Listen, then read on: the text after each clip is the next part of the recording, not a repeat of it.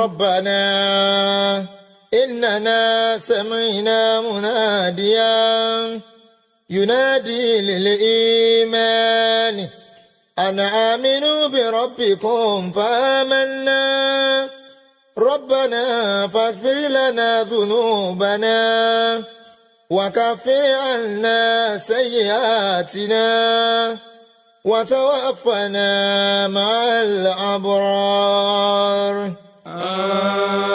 آمين.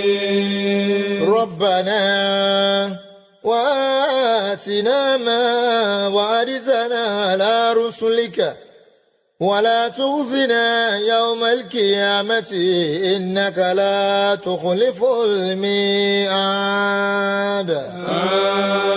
آمين. ربنا آتنا في الدنيا حسنة وفي الآخرة حسنة وقنا عذاب النار آمين. الله أكبر الله أكبر الله أكبر لا إله إلا الله الله أكبر الله أكبر ولله الحمد الله أكبر كبيرا والحمد لله كثيرا وسبحان الله بكرة وأصيلا لا إله إلا الله وحده أنجز وعده ونصر عبده حي يا قيوم على لا إله وكالولو يا حي يا قيوم على لا ọba tí kò pé méjì yá ayò yá qayyum kò pé méjì kò pé mẹ́ta. أعوذ بالله من الشيطان الرجيم بسم الله الرحمن الرحيم. We thank Allah subhanahu wa ta'ala who has afforded us another opportunity to explore this important topic within the Muslim community, this important topic in Islam, which has to do with marriage of a Muslim to more than one woman. In the previous discussion, I hinted at a number of arguments, and in fact, I tried to ventilate that in passing, which has to do with the arguments are as follows. The first one is argument based on nurture. The second one is argument based on nature. The third one is argument based on necessity. The fourth is argument based on emotion. And I would add the argument based on reality. You could say argument based on necessity and reality could go together. Now, dear viewers in Islam, I mentioned at the beginning that Islam is a practical religion. Whatever Allah has enjoined in the Quran, whatever opportunity has afforded Muslims, these opportunities are meant to be enjoyed within latitudes afforded by Islamic law. So when we talk about argument based on nurture, with reference to polygyny, marriage of a man more than one woman, in this instance, I'm referencing Muslim communities all over the world, where marriage of a man to more than one woman is seen to be something normal. I'm a product of a polygamous family. My father had two women, my mother and another woman. At that time, marriage of a man to more than one woman was considered the norm. Our mothers at the time had no issue about it at all. It was considered something natural for men to do. It's something that they would not raise any objection against, insofar as the men at the time used to go about it the best way or in line with the Quranic provision. Now, the second one, based on the argument based on based on nature, which I've just hinted at now, has to do with the way men are constituted. Allah subhanahu wa ta'ala in Quran chapter 4 verse 3 that I mentioned, I cited this before. Allah says, Bada list'aza fankihu ma taba lakum minan nisa mathna wa thulatha wa ruba'a. Scholars are of the view that the reason Allah, wallahu ta'ala alamu, there's nobody who could say that this is the, you can't see the thought of Allah. We work with what we see. So the argument is, the reason Allah subhanahu wa ta'ala begins with 2, and goes on to say 3, and ends up by saying 4. It's in realization of the nature of men. And I mentioned this in the previous episode. I said that men are naturally hooked onto the pursuit of the opposite gender. In instances where a man will say that even after having got married with a woman, with one woman, you would say that you are blind to the beauties that you see in the world. That kind of situation is hypocritical. Men are naturally hooked to the opposite gender. This is a reality. This is something we see in our world. The third argument is argument based on necessity. Again, the feminists will contradict this. The necessity in this instance references the situation in our world today. As a teacher in the university, as a dawah worker in the community, every day I receive questions. I receive invitation. I receive requests that I have a daughter who is in need of a man to marry. As I'm seated with you, in front of you, dear viewers, I have nothing less than 10 young, marriageable girls. Some of them are over 30. Some of them are close to 35, in need of a man to marry. This is a reality confronting the Muslim world in the face. In fact, when you talk about the Muslim world, out there in the Arab world, there are women 40 years old, 45 years old in Sudan, some 50 years old who have not found any man who would come as their suitor. This is a reality confronting us in the face. But some people will say, no, that argument doesn't fly. It can't fly. They prefer, it's just because those women have not been lucky that their men will soon come to them. In this kind of situation, they want us to work with the American or with the Western world style. Outside there, they are in the West. They don't practice polygyny the way we practice it here, but they practice polygyny in the other way, through the back door. A man will marry in Atlanta to a woman, but he would have another woman in Washington. He will have another woman in Georgia. He will have another woman in New York. For the first woman at home, even if she's aware, she would be contented with that, insofar as the man has not legally, openly made the announcement that I'm married to another woman. So that's for me, this is a reality. This is a reality that we have to confront. And Islam is a realistic religion. Islam would say, insofar as you are able to take care of the 5 M's, which I mentioned in the first episode. What are the 5 M's? The first M is al-maskan. If you want to marry another woman, you have to provide a decent accommodation for the woman. You are not, the first woman could dictate that, okay, and I would agree. I won't controvert. I won't disagree with you. Go and marry the other woman, but find another accommodation for her. Islam would approve of that. So if you want to do this, try as much as possible to take care of that. The second one is al-makal. You want to have another woman. Islam demands, وَالْوَالِدَاتُ يُرِدِينَ أَوْلَادَهُنَّ, Quran chapter 2, verse 233. If you want to marry another woman, you have to provide sustenance for the woman on equitable terms. And I mentioned this before. Equality is different from equity. You provide accommodation for the first woman, you also have to provide accommodation for this new second woman you are marrying. And in addition to that, provide sustenance for them, what they will be eating on equal time. Equal time in the sense that if the first woman has 3 kids, she's been blessed with 3 children. This other woman you are marrying, she's still all alone. What will be good for her to sustain her as an independent person, you have to provide it for her. So if you are giving the first woman 10,000 naira because she needs 10,000 naira to fend for herself, to take care of her kids, that doesn't mean you should give this second woman 10,000 naira. That is not the equality Islam demands. What Islam demands is equity. If this second woman is coming in afresh, she's still all alone, she has no kids yet, it doesn't mean you should give her 10,000 naira. Give her what will be enough for her to survive as an individual in the home. The third M is al-mashrab.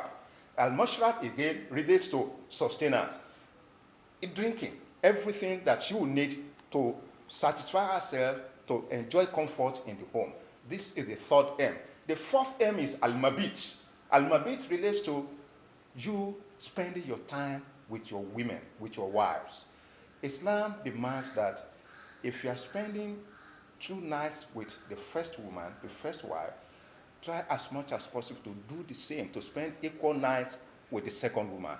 Again, equity here. The fifth one is al-mu'ashara. And here, the Prophet ﷺ exemplifies this.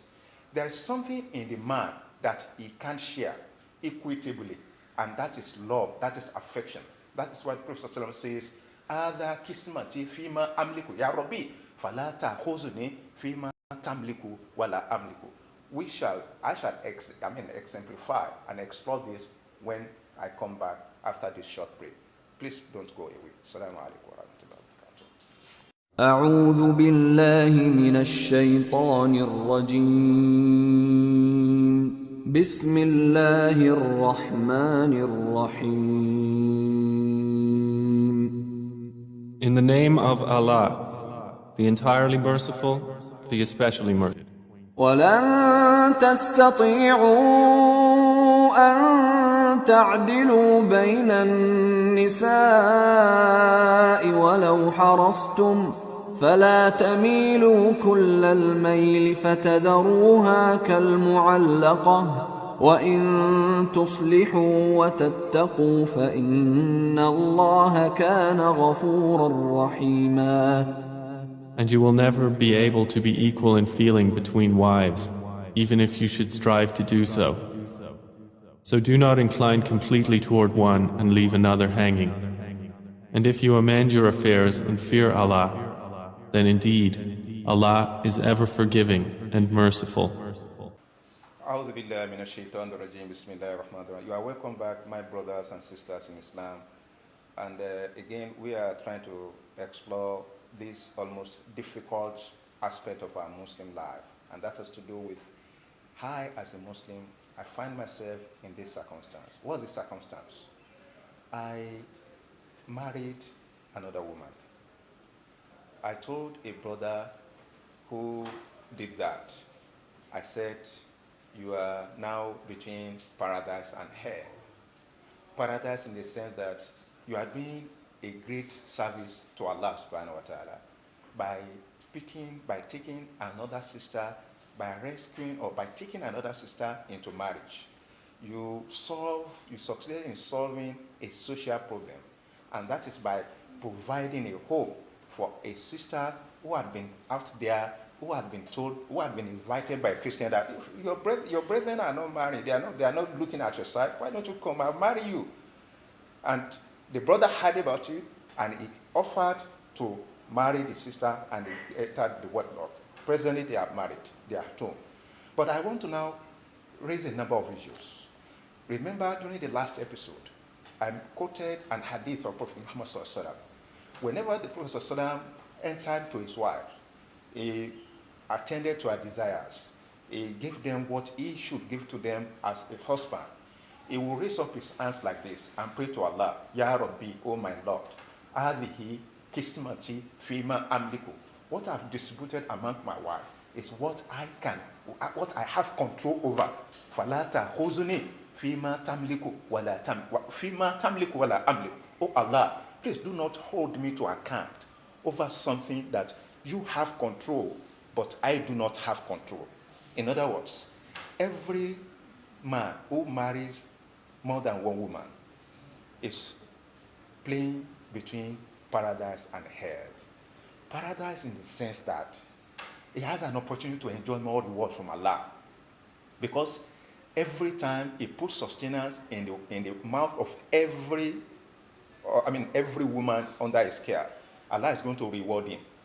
But again, conversely, each time he misbehaves, quote and unquote. He fails to do the balancing correct. He shows that inability to maintain equity amongst the women. Then he is playing with her. And I have 1,001 narratives to share. He married a younger woman. After having been married to the first woman, the marriage to the first woman had been 20 years. But by Allah's design, he got married to another woman. And the woman he married as the second wife was about 10 years or 15 years younger than the first woman.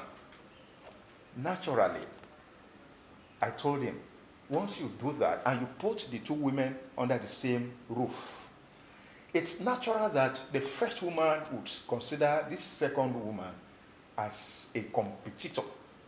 Then the ball is in your court, my brother. Do you want to let this second sister of mine, who you have just married, to begin to see herself as the best in the house? Do you want a situation where this second sister who has just come in will begin to misbehave to this first sister of mine, who happened to be your first woman? Do you want a situation where this second woman you have brought in will begin to see herself as the be-all and end-all? You want to buy something in the house. You now invite the second sister of mine you have just married, you now take her to the market. She buys everything the house needs.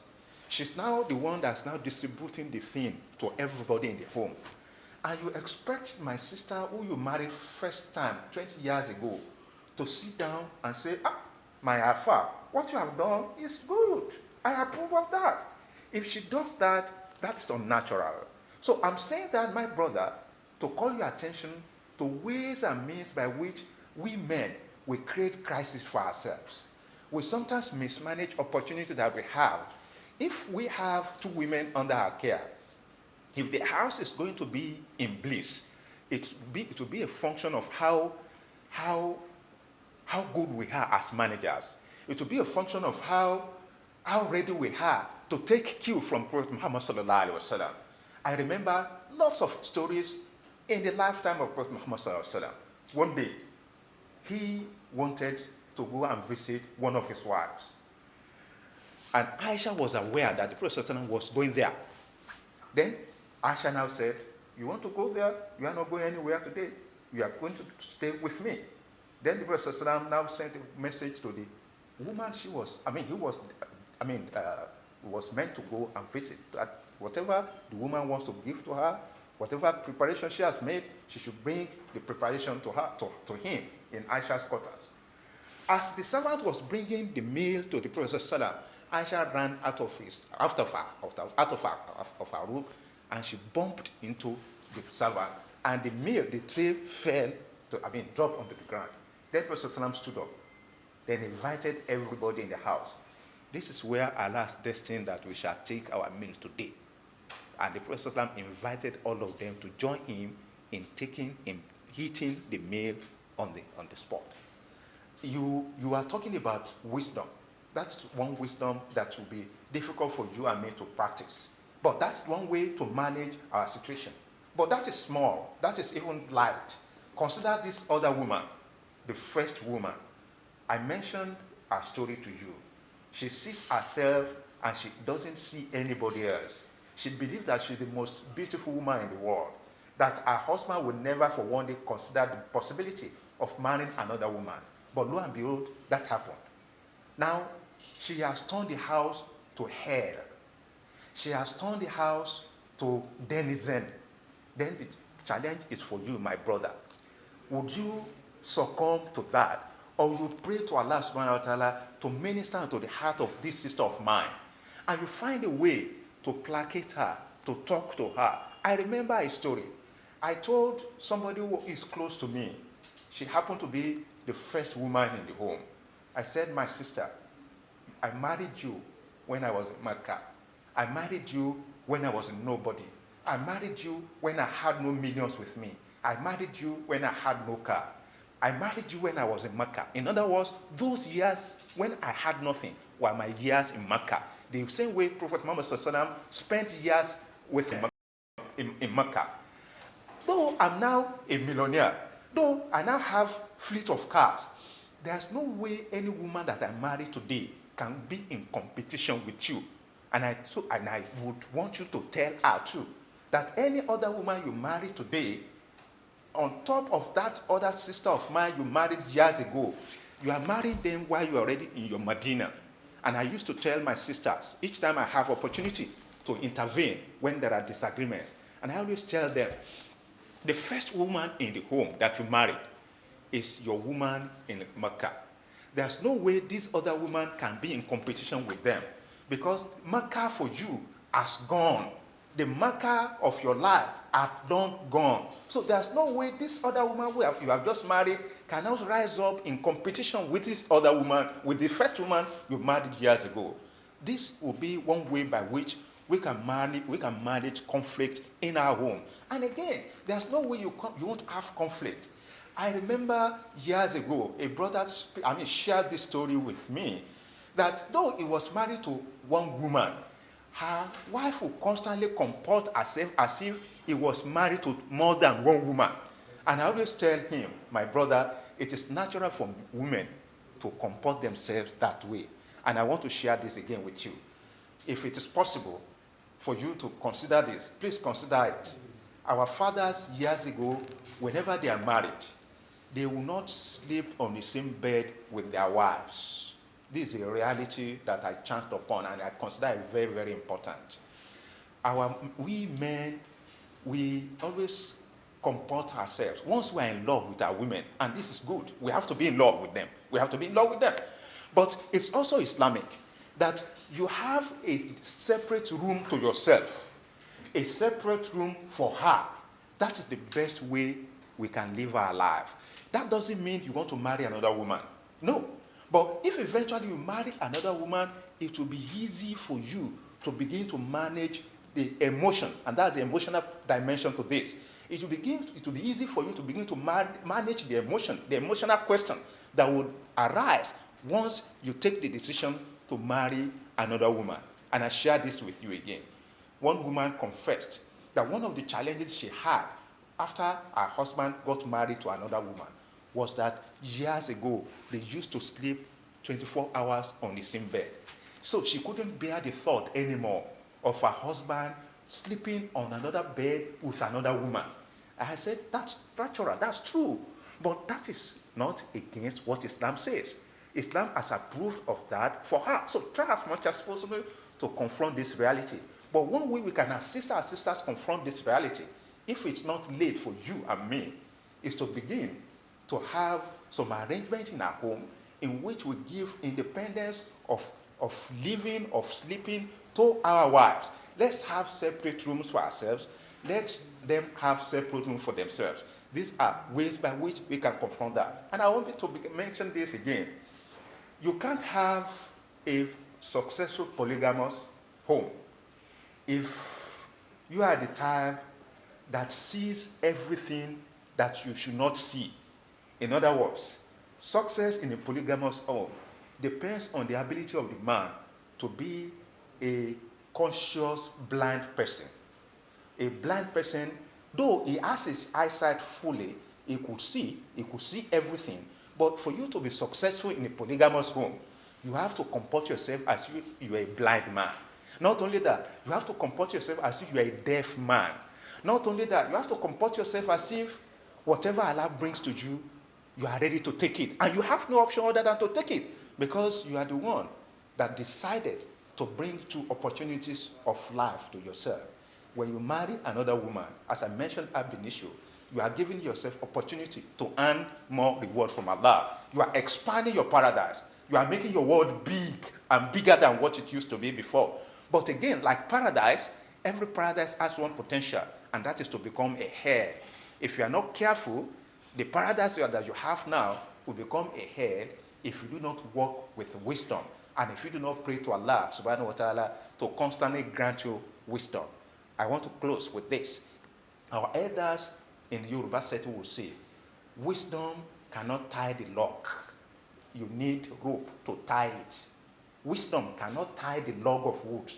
You need rope to tie it. But again, they are the ones that say that Sometimes when you put stone in a pot and you begin to cook it, stone will melt after lots of effort. In other words, you need the two.